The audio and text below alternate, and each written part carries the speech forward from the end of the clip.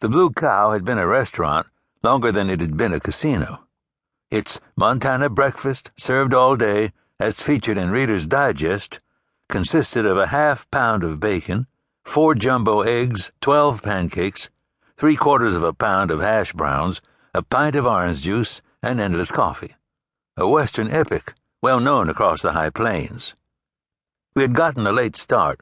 The sun was already sinking over the rolling hills of the Little Bighorn country and was casting surrealistic shadows against the 1-ton hay bales of the Indian ranchers.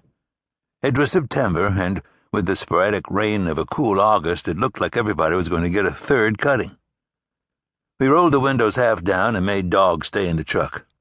I lifted Lonnie, placed the legless man in his wheelchair, and rolled him in.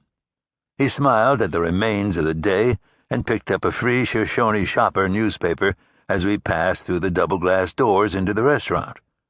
I wheeled the old Cheyenne Indian to a booth by the window, where I could keep an eye on the truck and on Dog, and where we could hear Montana Slim singing Roundup in the Fall through his nose on a radio in the kitchen. 1948 8N tractor. Only $1,200.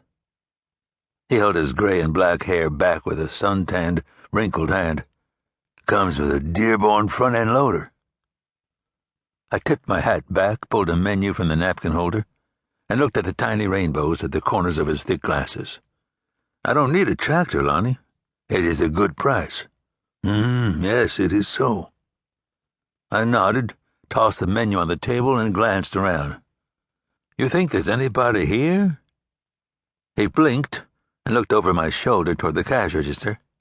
My gaze followed his.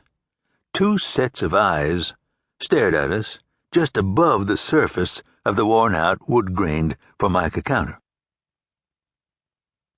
So you weren't here when it happened?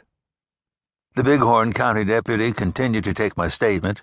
He was young, and I didn't know him. Nope, we just stopped in for a little dinner and noticed that everybody was hiding. And you're headed to Billings? I wondered what that had to do with anything.